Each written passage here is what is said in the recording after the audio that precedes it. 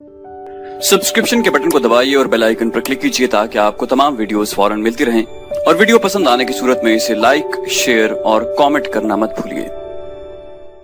जब मुसलमान फौज की सूरत में लड़ने के काबिल हुए और कुरैश के साथ उनका पहला मारका हुआ, उस वक्त खालिद के लिए ऐसे हालात पैदा हो गए थे कि वो इस मारके में शामिल नहीं हो सका था। इसका उन्हें बहुत अफसोस था। ये मारका बदर का था, जिसमें 313 मुजाहिदीन इस्लाम ने 1000 कुरैश को शिकस्त दी थी।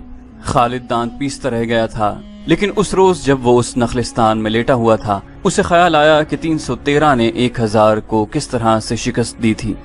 उसने शिकस्त खा के आने वालों से पूछा था कि मुसलमानों में वो कौन सी खूबी थी जिसने उन्हें फतहयाब किया।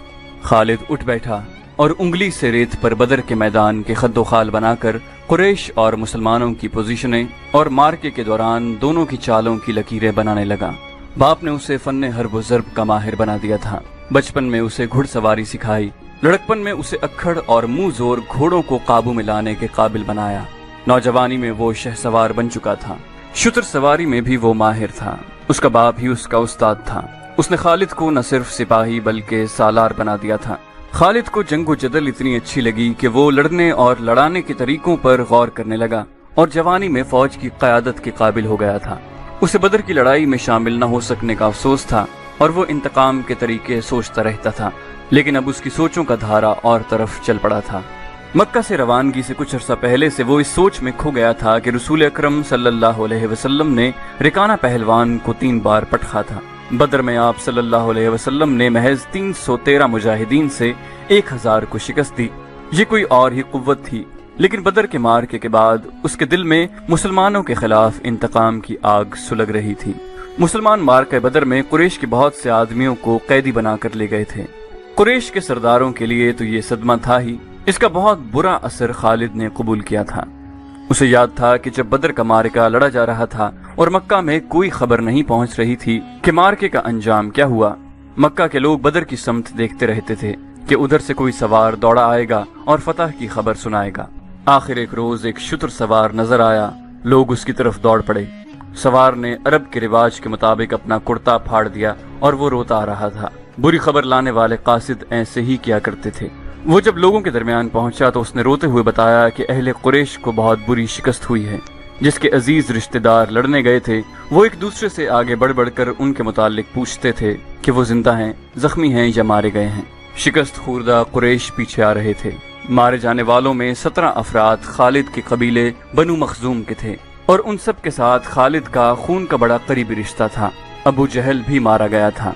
खालिद का भाई जिसका नाम वलीद था, जंगी कैदी बन गया था। अबू सुफियान जो कि कुरैश के सरदारों का सरदार था और उसकी बीवी हिंद भी मौजूद थी।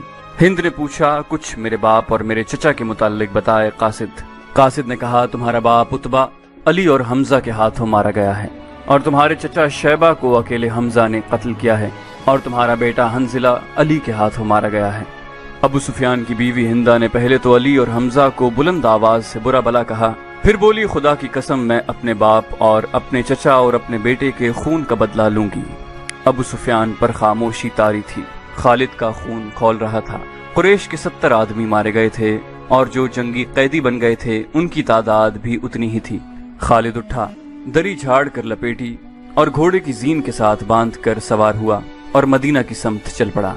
उसने जहन को यादों से खाली कर देना चाहा, लेकिन उसका जहन मदीना पहुंच जाता जहां रसूलुल्लाह सल्लल्लाहु अलैहि वसल्लम थे और जो तबलीग इस्लाम का मरकज बन गया था। आप सल्लल्लाहु अलैहि वसल्लम का ख्याल आते ही उसका जहन पीछे चला जाता और उसे वो मंजर दिखाता जिसके खालिक हुजूर सल्लल्लाहु अलैहि वसल्लम थे। उसके जहन में हिंदा के अल्फाज याद आए जो उसने अपने खावंद अबू सुफियान से कहे थे, मैं अपने बाप और चचा को भूल सकती हूँ। हिंदा ने कहा था, क्या मैं अपने लख्ते जिगर हंजिला को भी भूल जाऊं? माँ अपने बेटे को कैसे भूल सकती है? खुदा की कसम मैं मोहम्मद को अपने बेटे का खून माफ नहीं करूंगी। ये लड़ाई मोहम्मद ने कराई है, मैं हमजा और अली को नहीं बख्शूंगी। वो मेरे बाप, मेरे चचा और मेरे बेटे के कातिल हैं। मेरे खून को सिर्फ मेरे बेटे का कत्ल गरमा रहा है। अबू सुफियान ने कहा था, मुझ पर अपने बेटे के खून का इंतकाम फर्ज हो गया है। मैं सबसे पहले ये काम करूंगा कि मोहम्मद के खिलाफ जबरदस्त फौज तैयार करके उसे आइंदा लड़ने के काबिल नहीं छोड़ूंगा। मशहूर मौरिख और वाक़े निगार वाक़िदी लिखता है कि अगले ही रोज अबू सुफियान ने तमाम सरदारों को बुलाया उनमें ज्यादा तादाद उन सरदारों की थी जो किसी न किसी वजह से जंग बदर में शरीक नहीं हो सके थे, और उनमें से हर एक का कोई न कोई अजीज उस जंग में मारा गया था। सब इंतकाम का इरादा लेकर इकट्ठे हुए। क्या मुझे ज्यादा बातें करने की जरूरत है? अबू सुफियान ने कहा, मेरा अपना जवान बेटा मारा गया है, अगर मैं इंतकाम नहीं लेता तो मुझे जीने का कोई हक नहीं। सब एक ही बार बोलने लगे। वो इस पर मुत्तफिक थे कि मुसलमानों से बदर की शिकस्त का इंतकाम लिया जाए, लेकिन आप में से कोई भी अपने घर में न बैठा रहे। खालिद ने कहा, बदर में हम सिर्फ इसलिए जिल्लत में घिरे कि सरदार घरों में बैठे रहे और उन लोगों को लड़ने भेज दिया जो कुरैश की अजमत को नहीं समझते थे। क्या मेरे बाप को भी कुरैश की अजमत का ख्याल न था? खालिद के चचाजाद भाई अकरमा, जो अबू जहल का बेटा था, बरहम होते हुए कहा, क्या सफवान बिन उमैया के बाप को भी कुरैश की अजमत का ख्याल न था? तुम कहाँ थे? अल वलीद के बेटे, हम यहाँ एक दूसरे से लड़ने के लिए इकट्ठे नहीं हुए। अबू सुफियान ने कहा, खालिद तुम्हें ऐसी बात नहीं कहनी चाहिए थी जिससे कोई अपनी बेइज्जती महसूस करे। खालिद ने कहा, हम में से कोई इज्जत वाला नहीं रहा। हम सब उस वक्त तक बेइज्जत रहेंगे जब तक हम मोहम्मद सल्लल्लाहु अलैहि वसल्लम और उसके चेलों को हमेशा के लिए खत्म नहीं कर देते। मुझे अपने घोड़ों के सुमों की कसम, मेरे खून की गर्मी ने मेरी आंखें जला दी हैं। इन आंखों को मुसलमानों का खून ही ठंडा कर सकता है। मैं फिर कहूंगा कि अब सरदार आगे होंगे, और मैं जानता हूं कि मैं मैदान जंग में कहाँ हूँगा, लेकिन जंग में हमारा जो सरदार होगा मैं उसके हुक्म का पाबंद रहूंगा, और अगर मैं समझूंगा कि मुझे सरदार ने ऐसा हुक्म दिया है जो हमें नुकसान देगा तो मैं ऐसा हुक्म नहीं मानूंगा। सब ने मुत्तफिका तौर पर अबू सुफियान को अपना सरदार मुकर्रर किया। उससे एक रोज पहले अहले मक्का का एक काफिला फलस्तीन से मक्का वापस आया था। ये तिजारती काफिला था। मक्का के बाशिंदों खुसूसन कुरैश के हर खानदान ने इस तिजारत में हिस्सा डाला था। इस काफिले में कमोबेश 1000 ऊँट थे और जो माल गया था उसकी मालियत 50,000 दीनार थी। काफिले का सरदार अबू सुफियान था, जिसने 50,000 पर 50,000 दीनार मुनाफा कमाया था। काफिले से वापसी का रास्ता मदीना से गुजरता था। मुसलमानों को पता चल गया। उन्होंने पूरे कबीले को गिरफ्तार करने का इरादा किया और एक मकाम पर काफिले को घेरे में ले लिया, लेकिन वो जमीन ऐसी थी कि अबू सुफियान ने एक एक आदमी और एक एक ऊंट को जमीन के ऊंचे नीचे खद्दोखाल से फायदा उठाते हुए घेरे से निकाल दिया था। खालिद का घोड़ा खिरामा खिरामा मदीना की तरफ चला जा रहा था, मगर खालिद का जहन पीछे को सफर कर रहा था। उसे उस वक्त का जब कुरैश इंतकाम की स्कीम बनाने के लिए इकट्ठे हुए थे, एक एक लफ्ज जो किसी ने कहा था सुनाई दे रहा था। अगर तुमने मुझे अपनी सरदारी दी है तो मेरे हर फैसले की पाबंदी तुम पर लाजिम है। अबू सुफियान ने कहा, मेरा पहला फैसला यह है कि मैंने अभी 50,000 दीनार मुनाफा सब में तकसीम नहीं किया, वो मैं तकसीम नहीं करूंगा। ये मुसलमानों के खिलाफ फैसला कुन जंग में इस्तेमाल होगा। मुझे और मेरे खानदान को ये फैसला मंजूर है। सबसे पहले खालिद ने कहा, फिर मंजूर है और मंजूर है, ऐसा ही करो की आवाजें उठी। अबू सुफियान ने कहा, मेरा दूसरा हुक्म यह है, जंग बदर में हमारे जो आदमी मारे गए हैं उनके लवाहिकीन आहुजारी कर रहे हैं। मैंने मर्दों को धाड़े मारते और औरतों को बैन करते सुना है। अल्लाह की कसम, जब आंसू बह जाते हैं तो इंतकाम की आग सर्द हो जाती है। आज से बदर के मकतूलीन पर कोई नहीं रोएगा। और मेरा तीसरा हुक्म यह है कि मुसलमानों ने बदर की लड़ाई में हमारे जिन आदमियों को कैद किया है उनकी रिहाई के लिए कोई कोशिश नहीं की जाएगी। तुम जानते हो कि मुसलमानों ने कैदियों की रिहाई के लिए उनके दर्जे मुकर्रर कर दिए हैं और उनका फिदिया 1000 से 40 दिरहम मुकर्रर किया है। हम मुसलमानों को 1 दिरहम भी नहीं देंगे। ये रकम हमारे ही खिलाफ इस्तेमाल होगी।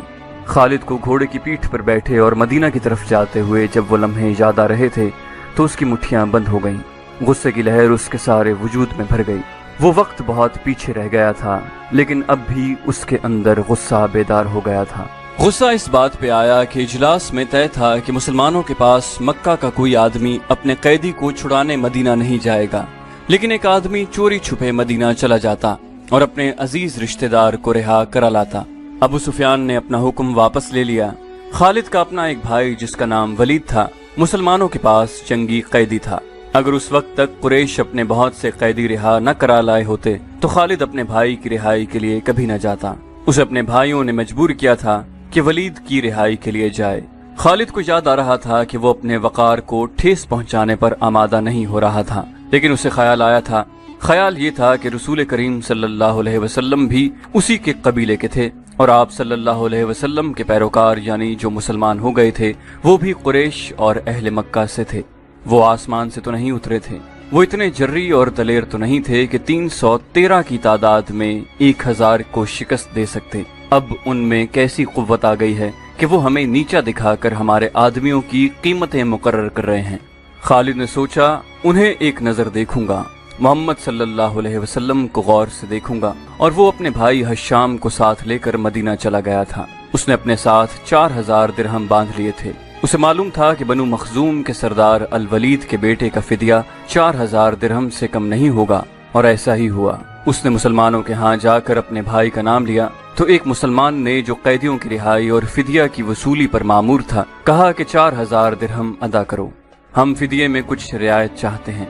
खालिद के भाई हशाम ने कहा, तुम लोग आखिर हम में से हो, कुछ पुराने रिश्तों का ख्याल करो, अब हम तुम में से नहीं हैं। मुसलमानों ने कहा, हम अल्लाह के रसूल सल्लल्लाहु अलैहि वसल्लम के हुक्म के पाबंद हैं, क्या हम तुम्हारे रसूल अल्लाह सल्लल्लाहु अलैहि वसल्लम से बात कर सकते हैं? हशाम ने पूछा। खालिद ने गरज कर कहा, हशाम, मैं अपने भाई को अपने वकार पर कुर्बान कर चुका हूँ, मगर तुम मुझे अपने साथ ले आए हो।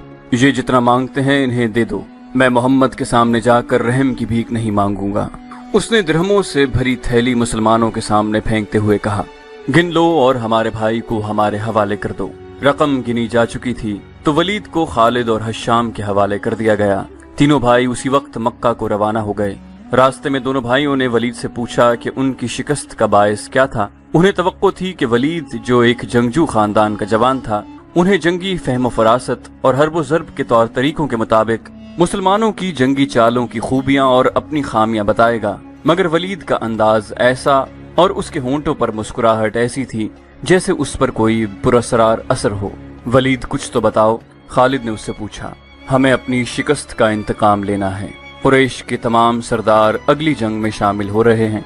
हम इर्द गिर्द के कबाइल को भी साथ मिला रहे हैं और वो मक्का में जमा होना शुरू हो गए हैं। वलीद ने कहा, सारे अरब को इकट्ठा कर लो खालिद, तुम मुसलमानों को शिकस्त नहीं दे सकोगे।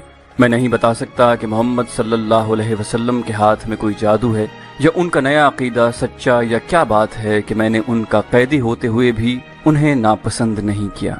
हशाम ने कहा, फिर तुम अपने कबीले के गद्दार हो या तुम पर उनका जादू असर कर गया है। वो यहूदी पेशवा ठीक कहता था कि मोहम्मद सल्लल्लाहु अलैहि वसल्लम के पास कोई नया अकीदा और नया मजहब नहीं, उसके हाथ में कोई जादू आ गया है।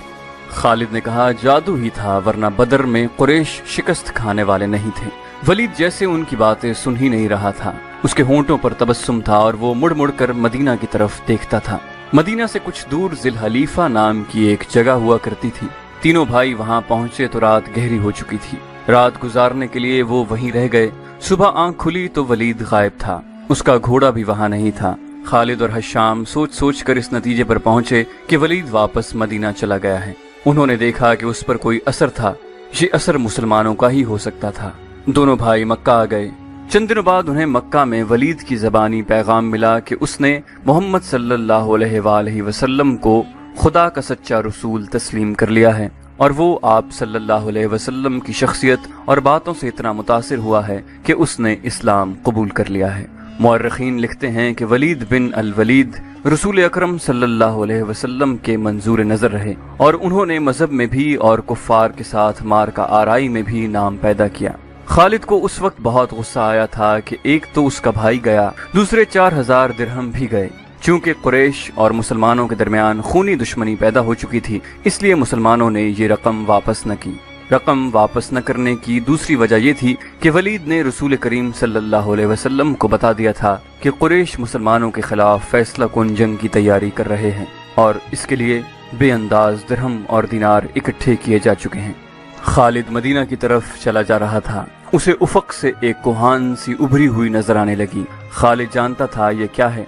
ये ओहद की पहाड़ी थी जो मदीना से 4 मील शुमाल में है। उस वक्त खालिद रेत की बड़ी लंबी और कुछ ऊंची टेकरी पर चला जा रहा था। ओहद, ओहद। खालिद के होंठों से सरगोशी निकली और उसे अपनी ललकार सुनाई दी, मैं अबू सुलेमान हूँ, मैं अबू सुलेमान हूँ। उसके साथ ही उसे एक खूंरेज जंग का शोरगुल और सैकड़ों घोड़ों की टाप और तलवारें टकराने की आवाजें सुनाई देने लगी। खालिद ये जंग लड़ने के लिए बेताब था और उसने ये जंग लड़ी। खालिद का जहन पीछे ही हटता गया। सब्सक्रिप्शन के बटन को दबाइए और बेल आइकन पर क्लिक कीजिए ताकि आपको तमाम वीडियोस फौरन मिलती रहें और वीडियो पसंद आने की सूरत में इसे लाइक, शेयर और कमेंट करना मत भूलिए।